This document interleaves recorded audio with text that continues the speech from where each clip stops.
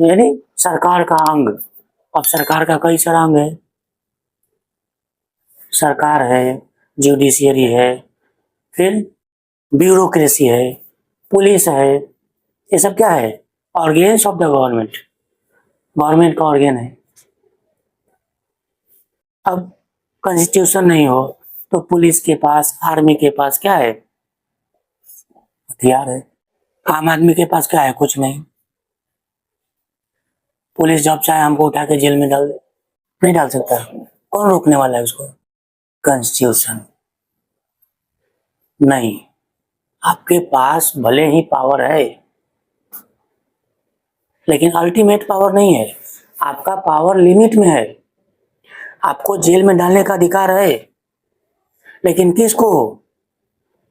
जो व्यक्ति गलती करेगा उसको। और सिर्फ आप ये बोल के किसी को जेल में नहीं डाल सकते कि नहीं ये गलती किया साहब, इसको हम जेल में डाल दिए। उसका प्रूफ भी आपको देना पड़ेगा। अगर आप पुलिस है तो उसका सबूत आपको देना पड़ेगा। सिर्फ बोलने से नहीं होगा कि पुलिस हमको जेल में डाल दे और कोर्ट में बोल दे कि ये गलती किया तो हम डाल दिए। तो कोर्ट पूछेगा, कोर्ट भी कॉन्स्टिट्यूशन के अनुसार ही चलता है। ये भी एक बहुत इंपॉर्टेंट है कोर्ट का, हमारे लाइफ को सुरक्षित करना कॉन्स्टिट्यूशन का। कोर्ट पूछेगा तो भाई ये गलती किया तो सबूत दो। तो पहला तो इंपॉर्टेंस है कि constitution protects the right of the citizens. Constitution as a citizen हमारे राइट को, हमारे अधिकार को प्रोटेक्ट करता है। फिर constitution define the power of government, government के पावर को डिफाइन करता है। तो क्या किया? दो काम किया। एक तो सिटीजन के राइट को प्रोटेक्ट किया कि सिटीजन का क्या क्या राइट होना चाहिए, उस राइट को सरकार खत्म नहीं कर सकता, है ना। कुछ इमरजेंसी पीरियड आता है, इसमें सरकार कुछ राइट को सस्पेंड कर सकता है, ये लेकिन ये इमरजेंसी के लिए, जनरल टाइम के लिए नहीं है, ठीक है। दूसरा कॉन्स्टिट्यूशन क्या बता रहा है? गवर्नमेंट का पावर, गवर्नमेंट का क्या पावर होगा, ठीक है। तीसरा कॉन्स्टिट्यूशन क्या बता रहा है? The limit, sorry, it limits the power of the three organs of the government. और गवर्नमेंट का जो ऑर्गेन है उसके पावर को लिमिट में रखता है कौन? कॉन्स्टिट्यूशन, ठीक है। इसके अलावा it specifies how the government will be form, the who will have the power to the different kinds of discussions. Ultimate power किसके पास होगा, ये भी कौन डिफाइन करेगा?